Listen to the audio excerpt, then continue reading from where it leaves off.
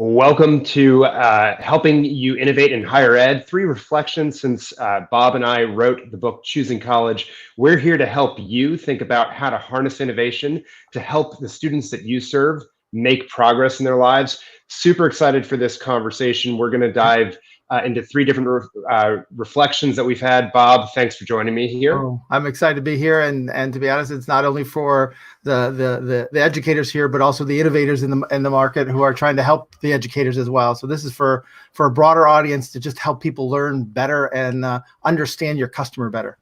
And we're going to have some fun as we start to move up to our slides. You're going to see that the slides are sort of guidance for our conversation, but that Bob and I are going to have fun grilling each other, making each other feel uncomfortable at various points, and having a lot of fun throughout this. So, Bob, why don't you start by introducing yourself for everyone? Yeah, a little bit of my background. I'm an engineer. I was more or less an engineer out of the womb. I've been taking things apart since I've been 3 years old, and for the most part, putting things back together by the time I'm 6. I've developed and launched over 3,500 different products, and one of the reasons why Michael and I kind of collaborated on this book is that I have 4 children, two in college, 2 out of college. I had 3 at college at once, and it was a very difficult process to navigate from both the consumer side as well as I'll say from the education side. So to me, this whole idea of like, what job do people hire colleges and universities for, or to be honest, why do they hire to go back to school or to get education, is really what the book was about. And so that was kind of the overlap between me and Michael. Tell me a little bit about you, Michael. Yeah, absolutely. So I am an author on the future of education, written a number of books, Disrupting Class, Blended, and now most recently Choosing College, of course, with you. I'm the father of twin girls. We're on the other side of this, Bob. So you're at the college and post. They're sort of entering grade school and getting familiar with that. Live in Massachusetts. I founded the Clayton Christensen Institute for Disruptive Innovation. I'm at Entangled Group now, an education venture studio, and I spend a lot of time, as you know, on boards of a lot of for-profit and not-for-profit organizations in the education ecosystem. Yep. So I'm the outsider, you're the insider. And so we'll go from there. But what we share is a mentor, Clay Christensen, who many know more soberly, recently passed away. But Clay was famous for asking questions. And his assertion was that questions create the spaces in the brain for solutions to fall into. In other words, people aren't ready to learn until they have these questions emerge in their minds that they're curious about, and you can actually help create the solutions with them as they struggle with it, right? The struggle is important, right, well, Bob? More than that, Michael, is that, like, for me, this was the key that actually helped me with a lot of the innovations I created. Like, what question does somebody really ask themselves to kind of say, like, today's the day I need a new mattress? Like, if they don't ask the question, they don't look for a mattress. And so part of this is they have to realize, like, the question is at the core of all progress. And so really understanding what causes people to say, why am I doing this? What progress am I trying to make? Because otherwise we're just going to do what we did yesterday. So to me, this is a really important question that Clay, having worked with him for so long, was just over and over kind of iterating. It was like, what's the question that they're trying to answer? And it's the question that brought us together to write Choosing College. And for all of you watching at home or wherever you might be right now, you can tweet at us at #ChoosingCollege to ask questions. And we'll be trying to monitor that chat and answer anything that comes up during this or even afterwards, of course, #ChoosingCollege.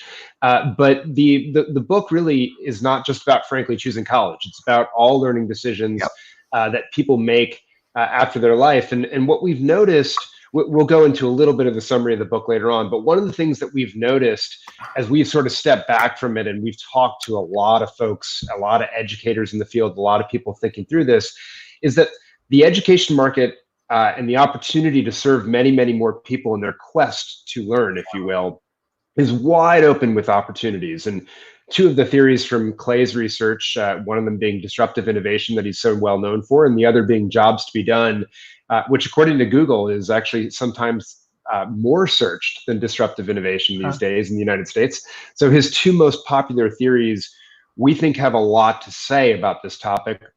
But we also, I would say, acknowledge, and you're obviously the co-creator, Bob, of the jobs to be done theory with Clay. But I would argue that they're also the two most misinterpreted Yeah. theories that Clay created as well. Yeah. Would you agree with that? Yeah. So one of the things about jobs, so the whole premise of jobs to be done is that people don't buy things; they actually hire them to make progress in their life. And so it's more about how do you fit into people's lives.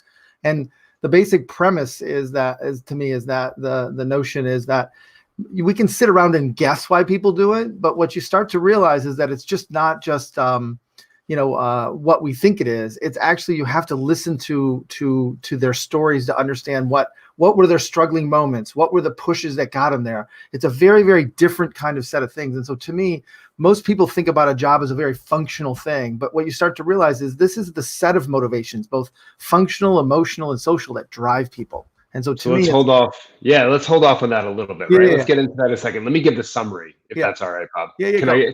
Go. So I'm going to do it. Bob literally created this theory with Clay Christensen over a couple decades. So I'm going to do the bastardized version of it, if you will, and then you can edit me. But basically, it's what Bob's saying. It's like what motivates people. And Theodore Levitt, the famous marketing professor at Harvard, was famous for saying, people don't want to buy quarter-inch drills. In my language, they just want the freaking hole, right? But even that, I would argue, is incomplete, because it doesn't say why they want the hole. What's the circumstance, the context that they're in? Are they hanging a fancy picture? Are they doing some wiring in their home? Like, that context and circumstance actually will tell you what a good solution is, because it helps you define the outcome and what progress really looks like. That's right. And one of the classic things that I think people have internalized about the jobs to be done theory is that product categories and demographics mislead, right? Like Milky Way and Snickers aren't actually competitors. And do you actually want me to dive? Yeah, you want me to hold off? Michael, we're going to get to that. We'll come back to that, because you're now going too deep. Okay, all right. So you're going to pull me back here. Let's start with our reflections. How about that? That's better.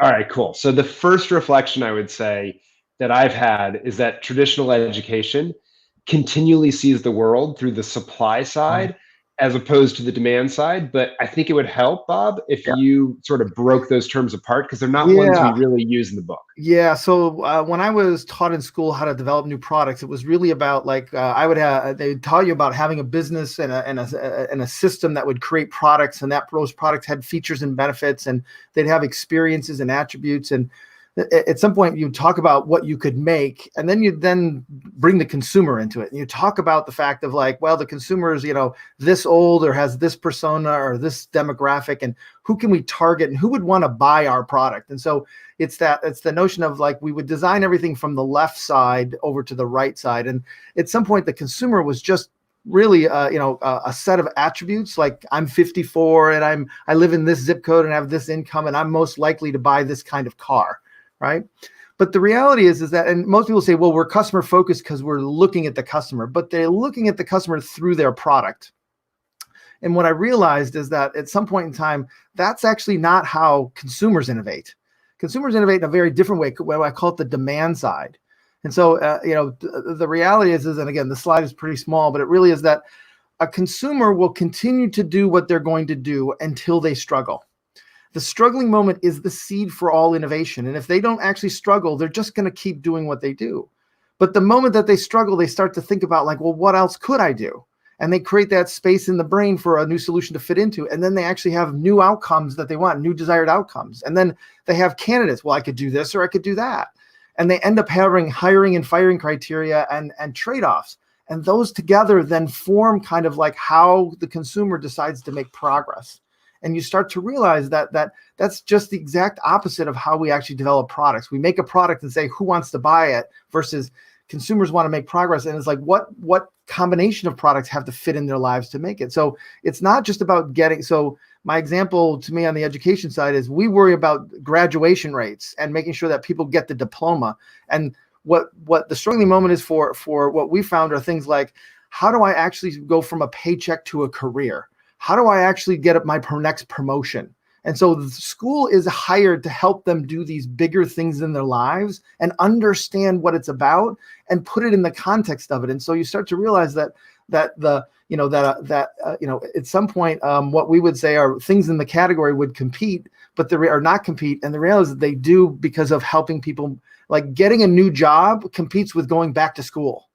And so you start to realize, like, what are those things that we have to start to think about? So it's reframing the world. Yeah, so let's go one deeper, and just so people don't get the wrong idea, we will go deeper into what we found in the book.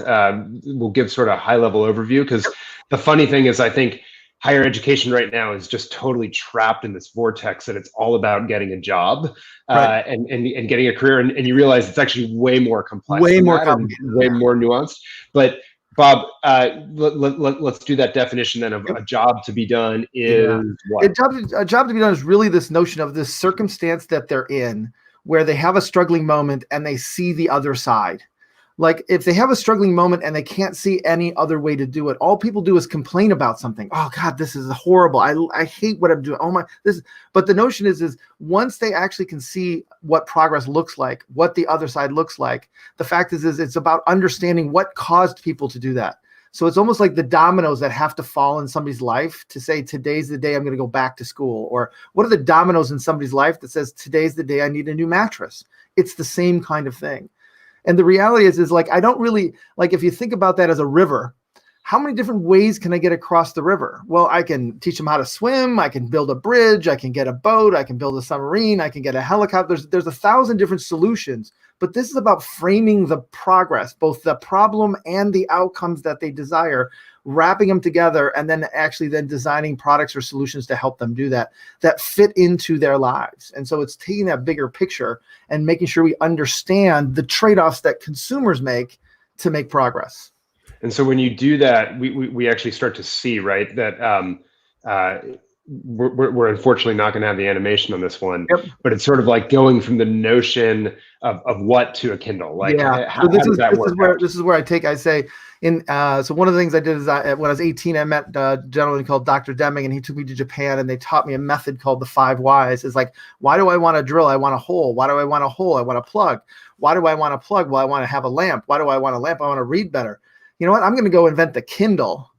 And so you start to realize, like, the Kindle actually competes with the drill, because at the end, the outcome is if I actually have the Kindle, I don't actually have to go through all those other steps to do that.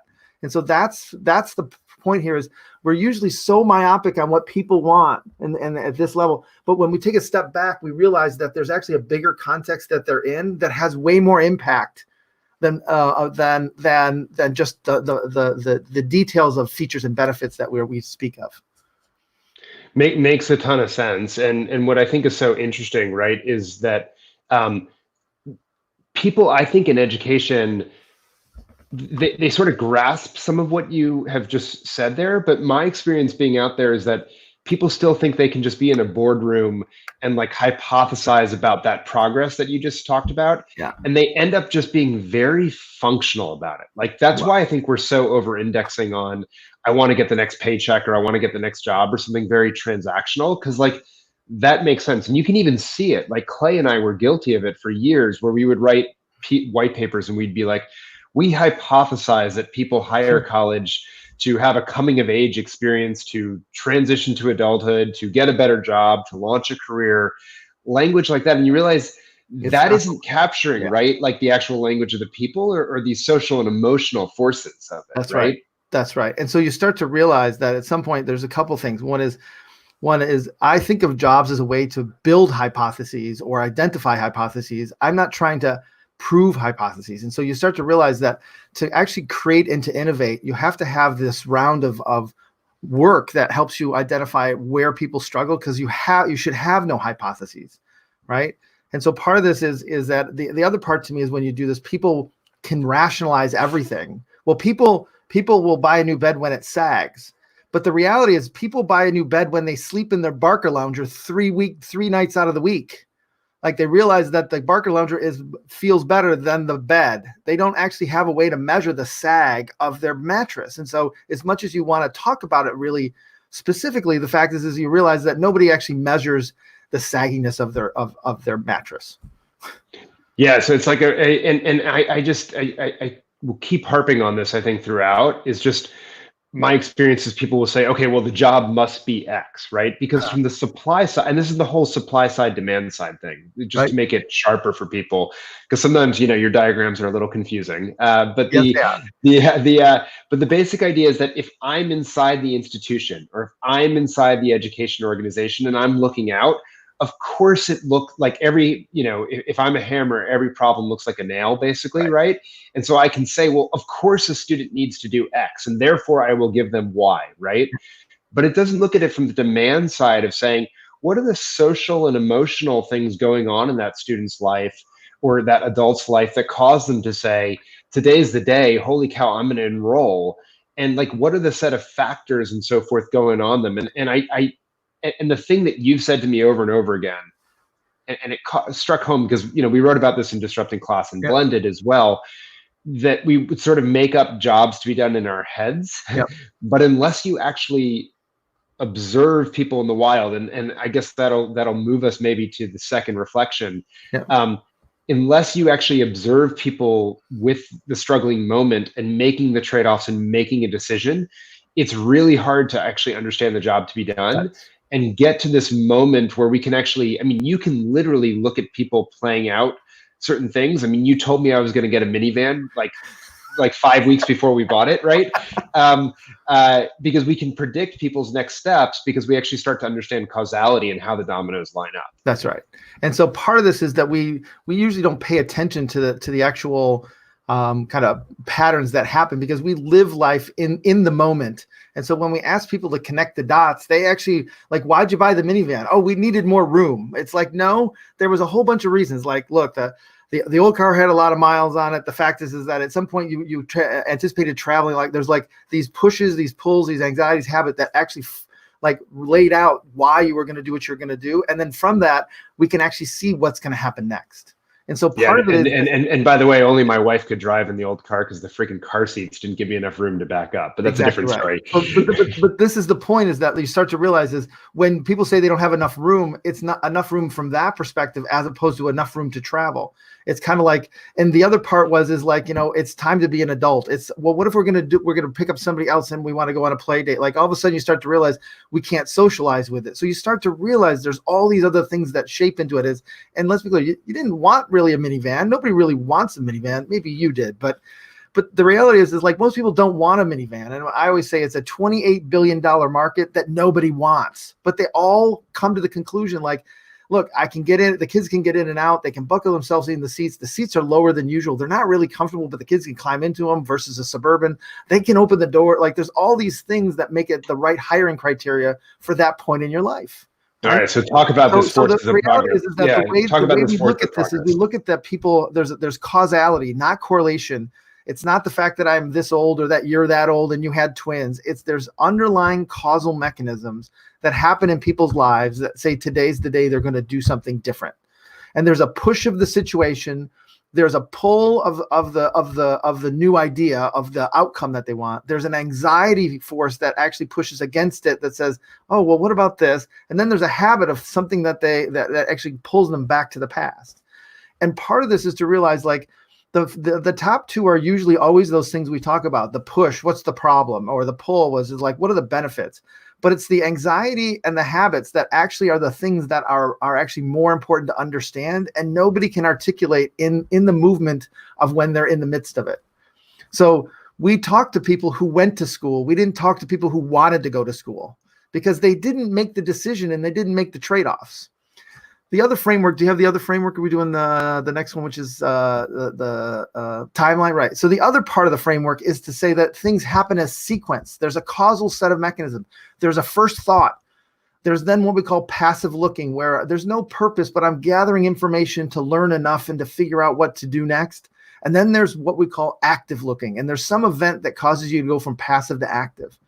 And then from active looking, you'd be basically, and you're seeing the possibilities and you're figuring it all about, but you're typically looking at discrete things. And then it's like, you need to put it all together. And so event 2 happens where you have to make trade-offs and you put it together like, well, I can afford this school, but I get this much scholarship and it's this far away and they have this degree. And like, there's never a perfect solution for anybody. They have to actually manage the trade-offs. And so part of this is understanding How do they get the first thought? What does passive looking look like? What does active looking look like? How do they make trade-offs? The moment they make a decision is when expectations are set. And expectations are then how we deliver on satisfaction. And so part of this is understanding their journey of how they buy college, how they buy university, and what is the path of progress that they want. And so part of this was we're trying to find the paths that students have of why they go back. Yeah. And so one thing I'll emphasize here is I think a lot of times in life, we look at things in static ways, right? We take the snapshot and we freeze it in time and we say what's going on, as opposed to understanding the movie, the dynamic system with cause and effect, different things occurring that are creating ripple effects, right? And moving you down that timeline. And my big observation is that people don't take seriously enough this timeline to actually understand. It's like what you said at certain colleges or universities, when a certain event happens in their life, they need childcare or whatever it might be, you can almost immediately predict, like, if you don't give them X support right now, then you can actually see this going out the other way. So before we go there, let's talk about maybe Milky Way and Snickers now.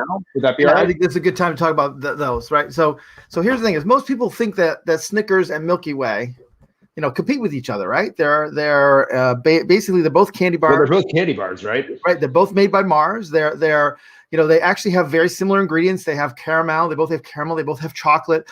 They both have actually a nougat. One has a little more air in it. One has a little more peanuts. But for the most part, you start to look at it and say, like, well, these are two things in the same category.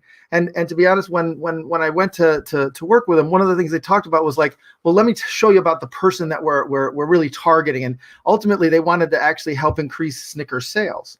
And so what they did is they showed me this. The best is the commercial that we can't show you right now because of the online thing. But it's really a commercial where they have a gentleman in a carpet store streaming a guitar, talking to somebody who's in this thing, who's eating a Snickers bar, and basically saying, like, your world can be so much better when you have a Snickers bar, right? And it's just this whole aspect of, like, Snickers is loaded with peanuts and chocolate, and it's just going to make the world the greatest place, right? And so part of it is that they showed me all the demographic information around it. And so when I started to think about it through the jobs lens, you start to look at it and start to say, like, okay, let's take a step back and say, when do people have a Snickers bar? And you start to interview. So you literally go find people, right? And I happened to do my first set of interviews in an airport, but you found out there was a set of patterns, right? So that one was the fact that they had missed the previous meal. Their stomach was growling, that they needed, that they were busy trying to do something now, and that they were actually starting to fail at it, and they still had to keep going and doing it. So for the most part, it was like, help me get through this busy, draining moment. And when you asked them kind of what the competitive set was, it was like a sandwich, it was a Big Mac, it was a Red Bull, it was a coffee, it was some of these other things, but they didn't actually hit all those criteria of, like, the stomach, etc. And then when you talked about Milky Way, you start to realize, like, all of a sudden it was like, there was usually some event that was emotional in some nature. It was about eating it alone. It was about taking a moment to actually feel better and reflect. It was about actually kind of, if you will, the hedonic properties, or basically how good it tastes, and giving you a moment of pleasure. It was competed with brownies and ice cream and, kind of got a glass of wine and a run. If you 2 slides ahead, move 2 slides ahead. Yeah, we'll do.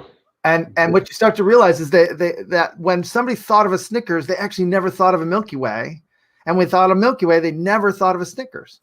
And so you start to realize, like, in the consumer's mind, they don't compete at all. And so you start to realize, like, what is the real competitive set of how people actually start to think about things. And you start to realize, like, if you the moment that we actually figured this out, and they were able to actually start to change their advertising, and we re-changed kind of like for example, the melting temperature of the caramel. If you actually raise it, what happens is it makes it stickier. When it's stickier, you take your first bite of a Snickers and it's hard, and you chew it and it masticates into a ball, and you swallow it and it actually absorbs the acid. Versus the Milky Way is very soft, and like one bite is soft, and then it's like by 3 it's a liquid, and you're drinking it down, and it's just a total different eating experience. And for us to make it more food-like and then advertise it with Betty White as you're not you when you're hungry, right? Took it off, and it went from about 600 million to almost a $3.5 billion candy bar. And so part of this is to realize that when we think we're in a category, that's a supply side thinking. Like my business school competes with your business school, competes with somebody else's business school. But the reasons why people go back to business school might be completely different. And why they come to your business school actually might not compete with Harvard's business school.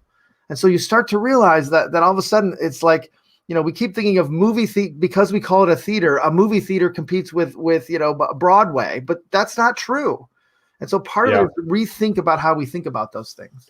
So let's do some education examples on this. Yeah. Like about the movie itself, right? So these are different questions we've brought into the education field. We've done research together on this. Let's hit a few of them. Someone quits their job in industry, like they're working as a coder or whatever, and they start teaching. What's going on there? So, or what are the possible things that are going on there? So the interesting part is I could almost predict like who are great candidates to become teachers.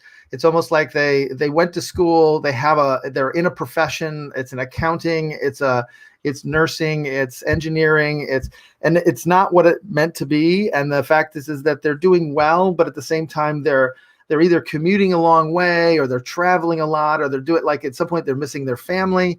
And at the same time, they have a passion for kids and either coaching kids or being with kids and kind of have a yearning for it. And you start to realize like what causes somebody to do that.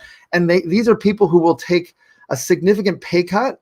Because it's not about the money, right? It's not the functionality. It's not about the money. It's literally about being able to spend time, or that their life is not like, I don't want to spend I don't want to wake up and be 60 and have done this whole my life and miss raising my kids. And so you start to realize like there are fundamental causal mechanisms that say, here's a point in time and space where people are willing to say like, I'm willing to take less money and be able to work less and spend more time with my family.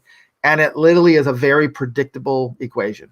All right, so let's go to the next one, which is like gives a $1 million gift to the school, or something big, right? Yeah, like, this is development officers think they understand this. You just list out lots of letters handwritten by people like me, and people give, right? The best part the best part about this one is everybody thinks, well, it's random, right? Or boy, we got to put together an event to do it. And you start to realize that nothing is random, everything is caused. Random is actually a very I call it like a lazy concept, because it forces us just to push everything into randomness and just wait for the $1 million to show up.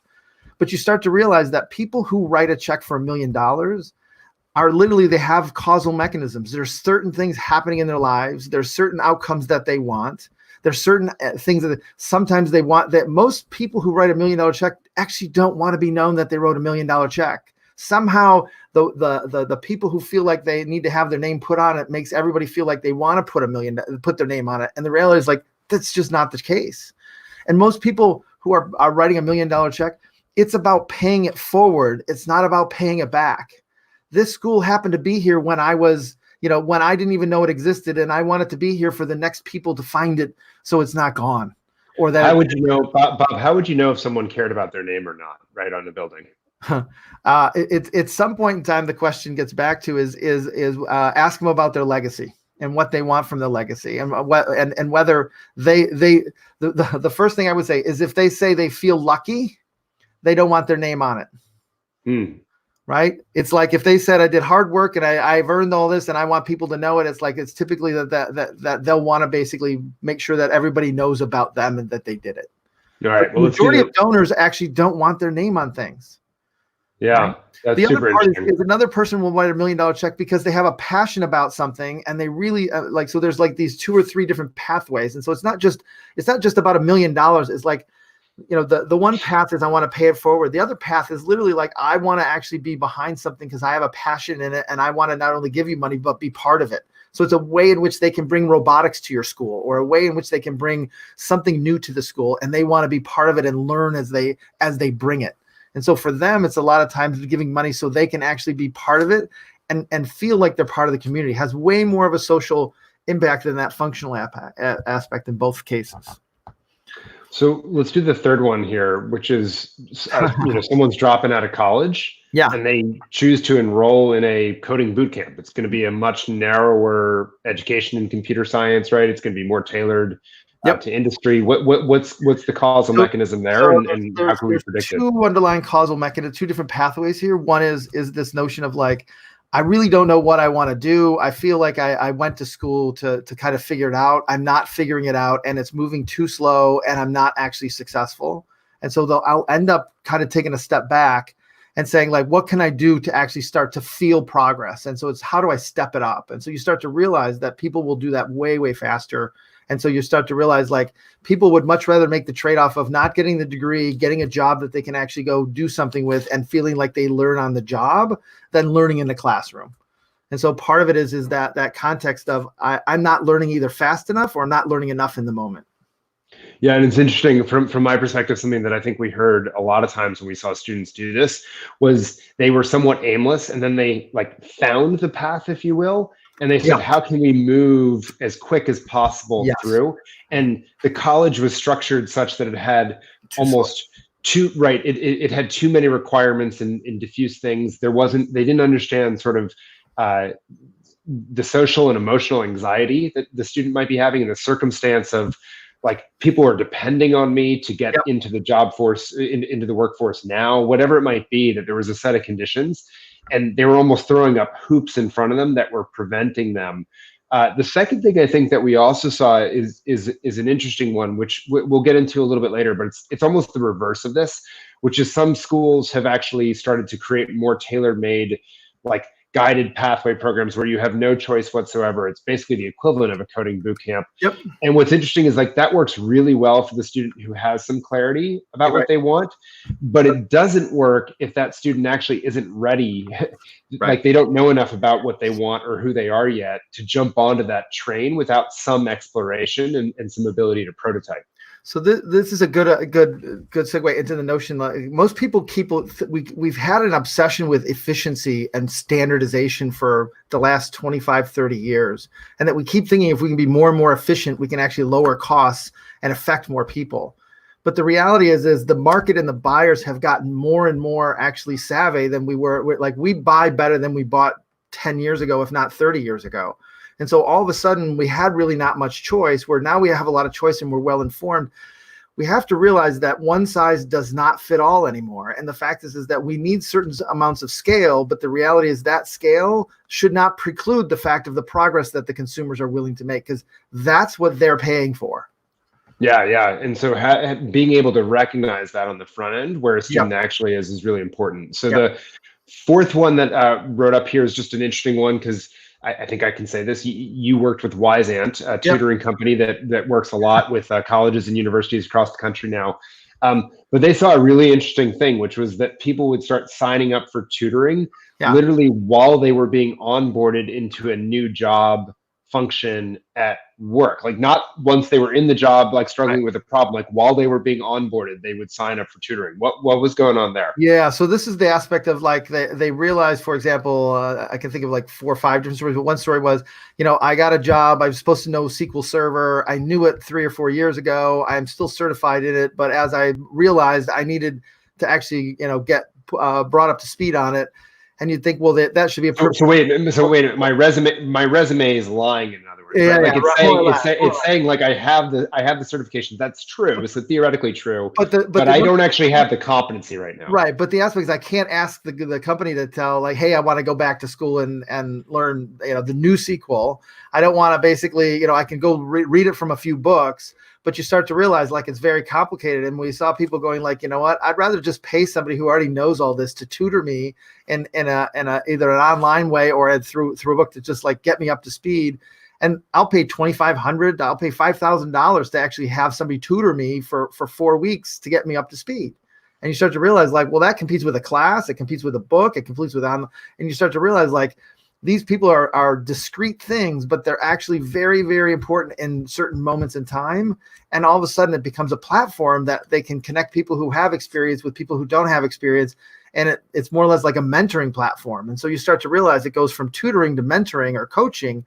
And you start to realize, like, that is actually a really, really scalable business very quickly.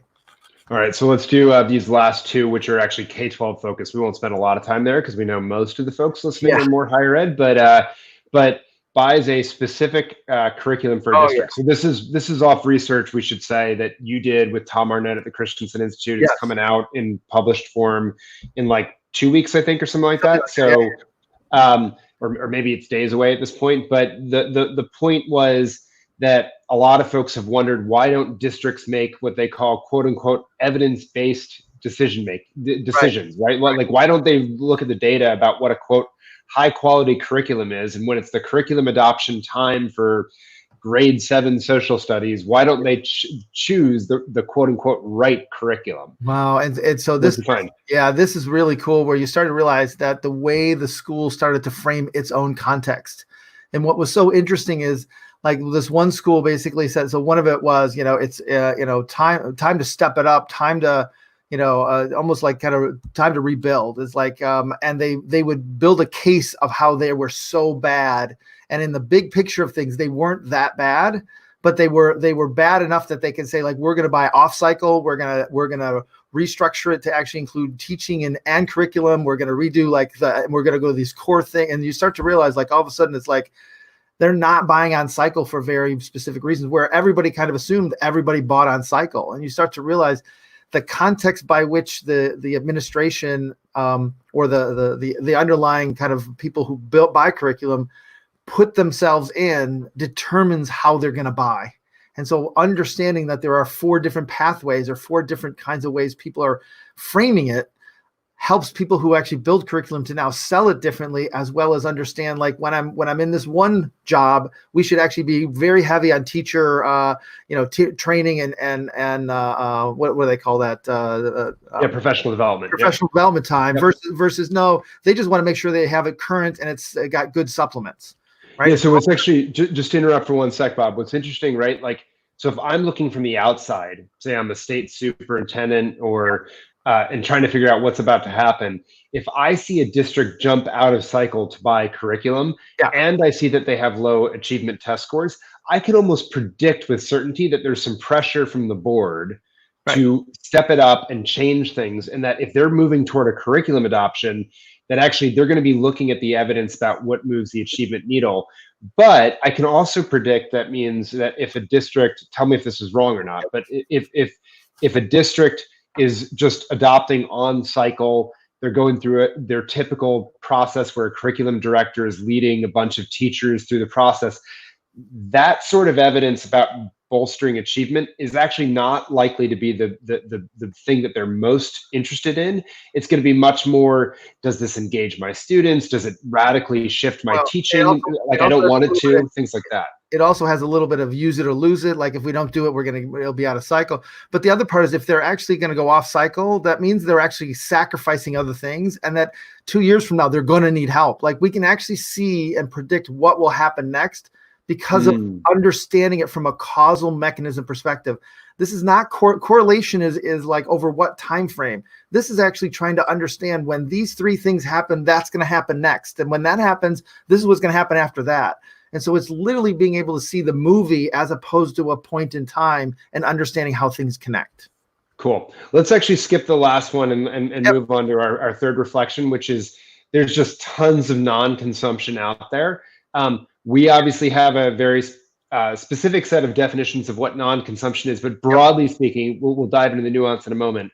Broadly speaking, we're talking about places where there are people who want to pull a solution into their lives, but they can't afford it. They don't have the expertise to use what's out there today. There's a gap, right, of some sort. And there's tons of non-consumption of, forget about education, like learning opportunities, where our feeling is that colleges and universities that right now are worried about some of the demographic challenges that are facing them over the next few years. And particularly as we webcast this with the coronavirus and COVID-19 spreading around the world, international students, are they going to come to the US and so forth? And they're very worried about where they're going to find these students. Actually, our sense is that there are tons of people that need to make progress in their lives through learning, and that they can tap them. But you obviously worked with perhaps the most famous executor of Clay's work in the higher ed space, Paul LeBlanc, the president of Southern New Hampshire University. You want to talk briefly about what he did? So Paul heard Clay and I speak in 2010 about kind of this notion of, we were talking about milkshakes in the Snickers story, if you will. And he realized, like, at some point in time, he goes like, he goes, he had this traditional 18-year-old kind of market, but he had this online learner market. We had about 500 students, and he kept going like, I keep treating them like they're the same, but I wonder if they actually have very different motivations. And again, it was that, like, Paul is an amazing gentleman because he's very humble. He can admit he doesn't know, and he can actually see kind of the contradictions in the real world, real time. And so he went off and, we went off and helped him, and he started to interview students, and he started to realize, like, at some point they're really, these older students are very, very different. And so, and this was kind of the basis of of the Choosing College book, but we ended up finding 5 different jobs. Yeah. So let's go, because I'll take too long. Yeah, no, I'll try to do my best of doing it quickly. Yep. And I'll try to blow apart some of the demographic things that Paul often will use when he talks about it, just to give a little more nuance on this. But the first job that we found is what we call help me get into my best school. So these are students who are going to get into the best because they feel like they've done the work, they've put in the time, and they deserve the best, that they've sort of been sold as the logical next step in their lives. They want the classic college experience as it's been sold to them, the brick and mortar campus, the reputation, the rankings, prestige, reinvent themselves with new people. It's all about sort of what we've sold as the college dream, but they're very uncertain about what they want to do once they're there. It's all about getting in, less what they will do once they get in. And interestingly enough, I think increasingly the higher ed supply side of the world, if you will, talks about education as an investment. For these students, they're not seeing it as an investment. It's a benefit. It's like, this is a perk that I get to enjoy now. Yep. Well, the bigger part to me is when they go there, it's like they think they're done when they get in. And when they get there, they don't know what they really want to do. And they don't really have an articulation of kind of what they want to study. They're just happy to be there. And so all of a sudden you start to realize, like 60, 90 days in, they're like, I don't know if I want to be a math major. I don't know if I want to be an engineer. Like all of a sudden they made me choose something. And it's like, all of a sudden there's all this panic around it. But so it's this knowing that they're coming in under that path. I can't change that. And I'm not sure we should, but to realize how that plays out. Yeah. And that's the big thing, right? Is being more intentional about this is going to happen and how do we curate a set of experiences as a result. That's the design opportunity, I think, for schools. The second job that we found is sort of the flip side of that, which is what we call help me do what's expected of me. That was me. And this was you. I was helped me get into my best school twice, by the way, for college and for business school, I should say. So this isn't just like college and undergrad. But for the help me do what's expected of me, these are students. Often they have a dream school like you did. You wanted to get in Purdue University, but they weren't so kind to you. Yeah. And they feel like they still have to go and they don't have any other choices. But this is really more about, I need to satisfy someone else's expectations of me. Yep. And college is the next logical step that they think that I should go do. And they're not super excited. In fact, like, we track energy in these interviews that we do. This was by far the lowest energy of the 5 jobs that we profiled. And a lot of the students were like that classic 18-year-old who's like, I'm graduating high school. What do I do next? I guess I'll go. They're not super excited about the experience. A lot of them, though, also were working adults. That's their right. employer said, so like the employer said, I'll pay for you to go to school and get more education, get a degree, whatever it is. It has nothing to do with your job, right? It has nothing to do with your performance here, but like, you should do this and I'll pay for it. And they're like, why am I enrolling? Well, I guess I'll do it. And 74% of our sample dropped out or transferred. Right. You can't be a partner at McKinsey if you don't go to business school. It's like, okay, I'll go, but I'm going to go, I can go to the best place I want to go, or I can just like, I'm going to go to the easy place I can go because I just got to check the box on it. And you start to realize like, that is actually a pathway people take. We're not trying to say it's rational, and we're not trying to say that people like this is the ideal thing. This is actually the way people make decisions, and we need to reflect our systems to serve them, not the way we think they should do it. Yeah. And I would say for this one, just in brief, like, if you have a student coming to you to do what's expected of them, it's not a great place to serve them from an institution's perspective. Think through what are the sets of experiences you can provide that will actually give them a reason for being there, like help them step it up or something like that. Yeah. But before we get to that one, the third job we found, and I'm going to try to keep moving, is help me get away. So these are students who are running from something. It might be a Oh, bad job or bad boss. It might be a bad hometown.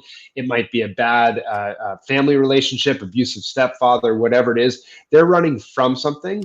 And college, you realize, is something that it's socially acceptable. They can say, yeah, I'm going to college, right? They don't have to admit that sort of they're running from something, but not necessarily towards something, with very little idea of why they're going. Yep. And again, similar to the Do What's Expected of Me, in this one of the students we were able to track, which wasn't all of them, but over 50% at the time we talked to them had dropped out of their college experience. It just was not a great reason to commit to 4 years and a lot of money. Well, and they don't, most schools are based on what you think you already want to do. So like what's interesting is I just remember an interview with an investment banker in New York that basically says, I hate investment banking. I want to go into the not-for-profit space. And they went to business school and they couldn't get away from investment banking because the internship they could get was only that. It was like, you start to realize like they want to get away, but they can't. And so you start to realize there's a lot of schools that there's a real opportunity to actually help people figure out like, it's a way in which to escape, but also in a way in which to change, but they don't actually facilitate that change well. Yeah. And so we've talked about this in the book, but it bears reiterating, which is creating short-term experiences that allow people to learn about themselves quickly and prototype a bunch of futures so that they can develop at minimum things that they don't want to do, like rule things out, and in the best case scenario, like something that they're super excited about, and then go invest in that is really important. Leads into the fourth job, which I think is the off-ramp ideally for help me do what's expected of me or help me get away, which is help me step it up, right? And so these were students who were looking around and they were saying, I got to get out of here. But they had different pressures and people depending on them for the most part. So they were saying, what I'm doing right now, this isn't who I am. It's not me, and I can do better. I can be better. It's time for me to step it up. And the really crazy thing is we've interviewed, I don't know, several hundred students at this point on this stuff, capturing these documentaries, the timeline of their choice.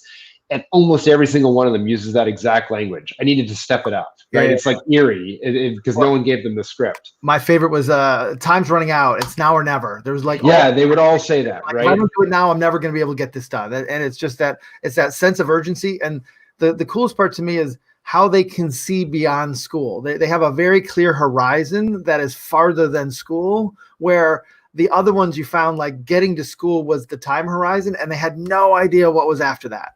Yeah. And that's really important because I actually think a lot of our obsession right now over data in higher ed. So we're looking, you use the example of graduation rates before, for example. If I'm at a community college and I go to step it up, I get the job or the promotion or the career switch that I want, right? Yep. And then midway through, that happens and I haven't graduated, but from my perspective, it's been a total successful experience. Community college helped me step it up, get the job I wanted. Yep. But from the federal government's perspective, that's a failure because you're a dropout from the community college. Yep. And we just need a better job to capture data like that. Yeah, that's right. And I think there's a whole set of new metrics that are out there for all of these, but I think we measure what's easy to measure, not what's meaningful to measure. And we measure from the supply side data, not from the demand side data. Perfect. So let's do the last one, and then let's talk about Southern New Hampshire again and what they did. So the last one was what we call help me extend myself. So these tended to be adult learners. It's sort of the ultimate lifelong learning job, although we found a colleague of ours, Ethan, who actually had this as an 18-year-old. But for the most part, these people are there's no real push in their life to learn more. Life is okay, if you will. And they're able to say, now I'm able to make the time and money to be able to do something and learn more and be more and challenge myself in some way I've always yearned to be. And so you'd get the sense of one of our friends, he literally stopped being a CEO of a company and went and enrolled at Harvard because in total career switch. For me, as I said, when I hire a podcast or a book or something like that, this is helping me extend myself. Yep. I'm obviously not going to, risk everything given a mortgage and 2 young kids. Mm-hmm. But this notion of extending myself, it's I have a yearning, but it's very personal. It's very emotional. Yep. And if it doesn't work out, I'm actually still often excited because I can go back to doing what I was doing. And I gave a shot at it.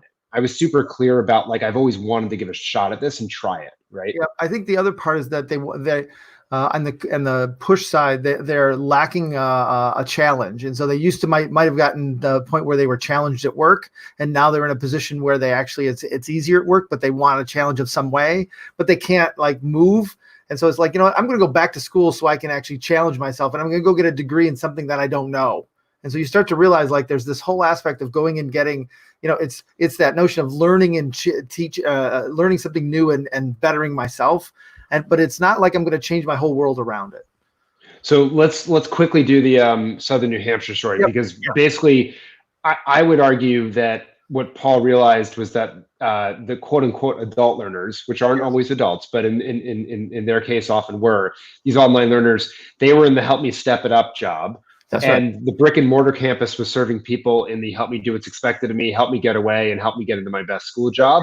And he realized that if he could parse these out with very different systems and designs, that he could much more robustly support those looking to step it up with an online program, and actually grow the program really rapidly as a result. And so can you talk about that a little? This really gets back to this notion of being able to find non-consumption. How many people want to go back to school but can't? And so what he was able to do is see where that came from and see where it was. And he realized it wasn't, 10,000 students or 5,000 students. He started to see like, well, there's millions of people who want to go back, and there's a whole bunch of reasons why they can't. And the interesting part is when you start to study non-consumption, people who can't consume are willing to accept things that are inferior in the beginning because it's just got to be better than nothing.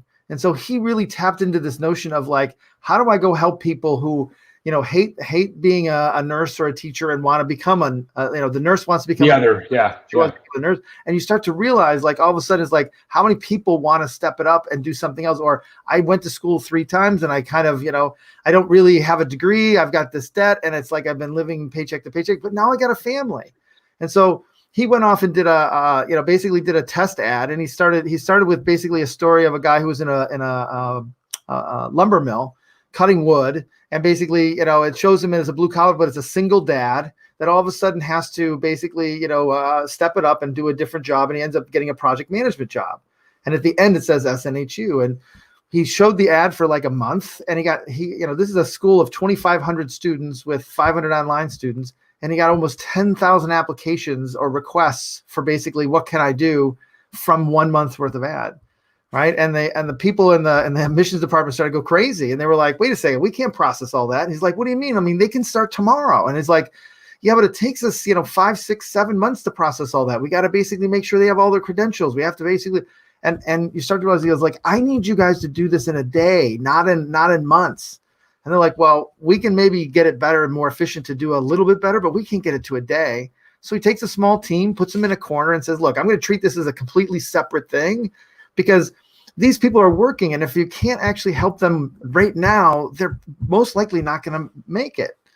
And so he got it down to a week where they actually interview the person. They actually go and find their transcripts. They build a case file. They literally say, here's what classes you've taken. Here's what you need to take. Here's how much it's going to cost. And here's the degree. And here's the job possibilities in your area for getting this degree.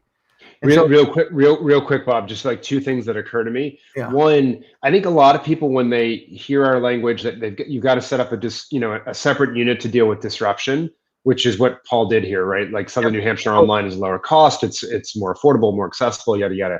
And they're like, but I'm sure I can share the back office functions, like financial aid, processing is the same. And this just shows why that seems like more affordable in the short run, but it's actually more expensive and more costly. That's right. Because you actually need a totally different process to serve these people in different circumstances. That's right. Which, we have the image up here. You can see the financial aid process for the traditional student, whereas the online student, you got to get it super quick, right? Answers around, because their decisions are being made in literally days, if not hours, if not minutes.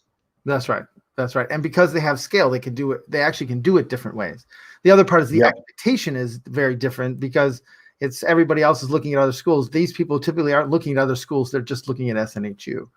Well, let me show the other one. Yeah, the other part. Let's do the academic advice. The other part is that he started to realize, like, at some point, people would get in and they'd start, but he started to have people drop out. and he did the same kind of what are the struggling moments that happen, and he realized he needed to actually change his academic advising from just saying, hey, you guys need to be, tell students what classes to take, to you need to be a life coach. And he had to turn over a lot of the academic advising people, because most people are like, no, that's not what I do. I'm good about the academic, what classes to take. But like, no, if you don't have because when you're an adult and you're trying to actually go back to school and life is busy, stuff happens and it gets in the way. And so people end up really trying to figure out and so what he was able to do is actually figure out, he's got such optics to be able to see, and when is somebody struggling based on how they answer questions, based on how often they study. Like, he can predict who's going to need a tutor and when they're going to need a tutor. And they have the academic advisors who are life coach to constantly remind them why they're going back to get their degree, because they either don't like the job they're in, they have to actually step it up and be part of, provide for their family, whatever it is. And by constantly reminding and being there when they need them, he was able to almost eliminate dropout, or basically cut dropout by almost 90%. The long and short of it, though, is that in the next slide, long and short is able to go from 500. He was almost there's a not-for-profit, basically public university in New Hampshire. About 3,000 students. Just keep going.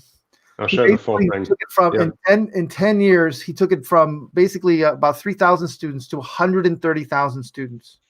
He literally went from 100 million to 1.2 billion. He's actually been able to serve more and cut the cost of education, I think, by almost 50%. Yeah, that's right. And so he, last May, I think he graduated 39,000 students. He's one of the largest universities in the world. Yeah, no, incredible. And so I think the point here, right, is that seeing non-consumption is a source of real growth for people. Yeah. And we put these things up here, people can read them, but the one thing I would say is, for people who are familiar with the disruptive innovation playbook of non-consumption, that's different from, I think, what we're talking about of non-consumption and jobs to be done. And it's just the one point I want to hammer home, because I think it's easy, the English language, as you've remarked to me, is not nuanced enough, right, to capture all these things. But I say it more Detroit style, but yes. Yeah, all right. So the non-consumption and disruptive innovation, the classic Clay story that he would tell, is how the early personal computer companies, when they were disrupting the mini computer and mainframe computer makers, they sold those first personal computers as a toy to hobbyists and then children, whose alternative from a computer perspective was nothing at all, because they couldn't afford a $250,000 machine from Digital Equipment Corporation. And so that's non-consumption of a product category, but that's actually not non-consumption of a job to be done, right? Job to be done is the progress that I'm trying to make.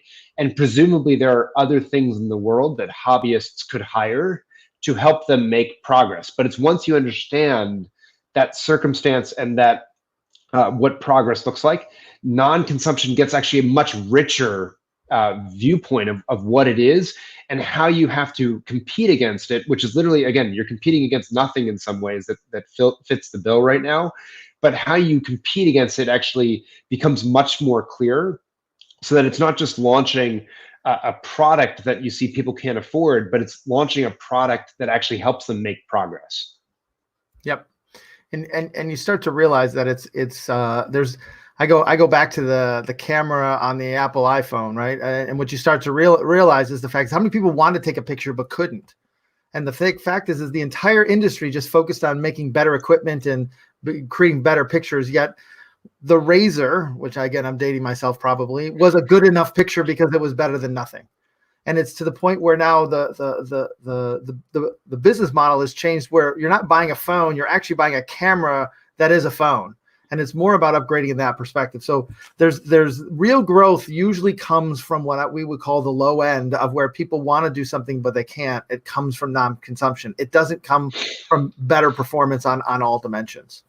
So let's, Bob, for time's sake, let's try to do it maybe 2-3 minutes. We had a lot to talk about, obviously, but let's three tips. As we sort of, well, I mean, we do, frankly, right? But and we at least entertain ourselves. Right. But the 3 tips that you'd say. Number 1, find the struggling moments. How are you thinking about this? So my thing is one of my underlying nuances is you need to understand where people struggle, and based on where they struggle is where they're looking for something new. And so if you try to build something that where people are already happy and you got something better, 9 times out of 10, they can't even see it. They don't have a question in this, doesn't create the space in the brain to see it.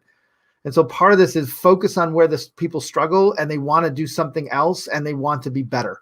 And if you focus in those areas, that's where you're going to actually take your innovation and your tech. I actually believe we have more than enough technological innovation that's out there. I think we have a problem on the demand side that not enough people struggle enough to know what to do next.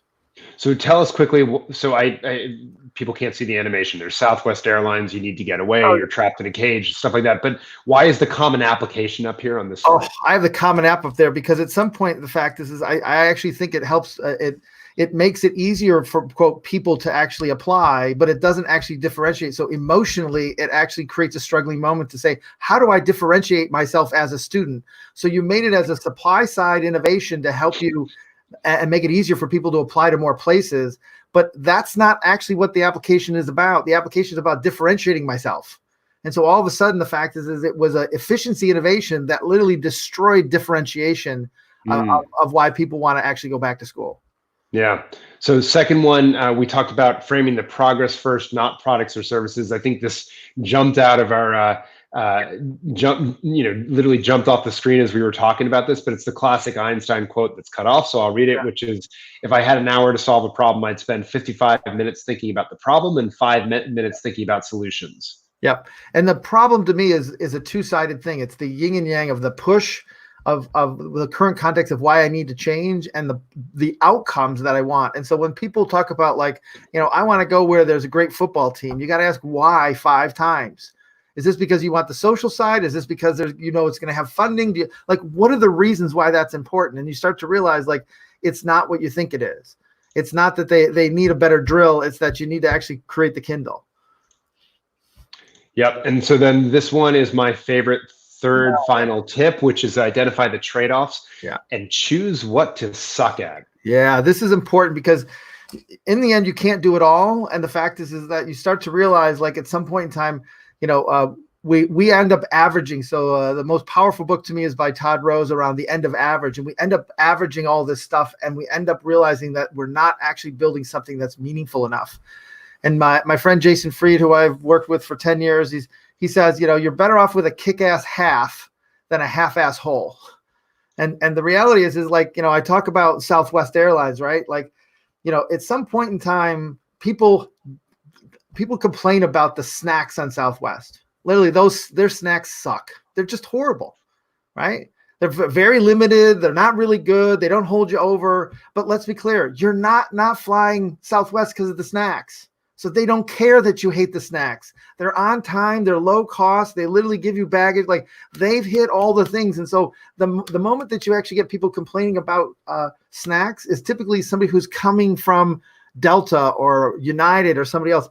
The reality is Southwest competes with driving myself, the bus, or not going.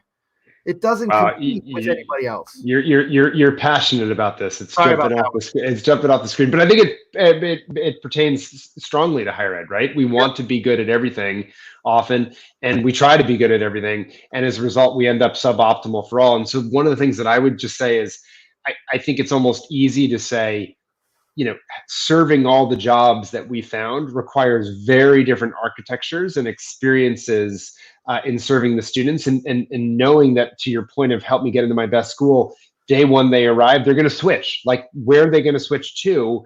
And creating an experience that actually can curate and welcome that pivot is really important. Very different from the help me step it up, where I can see the future and I want to run through to it as quick as possible. And here's part of the problem is the scientific method would say is like, I need to be able to predict exactly what they're going to change to. I'm like, I don't know what they're going to change to, but all I know is like within 3 weeks, they're going to change. This is how this works. And so part of it is I might not know the whole answer, but knowing a little bit more of the right answer helps me actually help them make progress. It's a very different way. Yep. And so the understanding the movie is important. We're going to leave it there. Super appreciate the comments that have come in. And if folks have questions, we'll take it up on Twitter at #ChoosingCollege. But for me, Michael Horn, my colleague, friend, co-author, Bob Moestra. This has been a heck of a lot of fun. Huge thanks to Bridget Burns. Thank you for the banter. Yeah, well, and Bridget, thank you to you and University Innovation Alliance for hosting this, allowing the folks that we couldn't be there in person at South by Southwest, but this is a very cool service that you all are doing, and your university is innovating together to learn from this and usher through more progress for more students is just an awesome, the awesome work that you do. So super appreciative. This is an example of non-concept. Like people couldn't come, so now this is all we had to be is better than not going, which is what this is. So this is, to be honest, it wasn't perfect, but it's still better than not having to be able to do it at all. So thank you so much. Talk to y'all soon. Bye.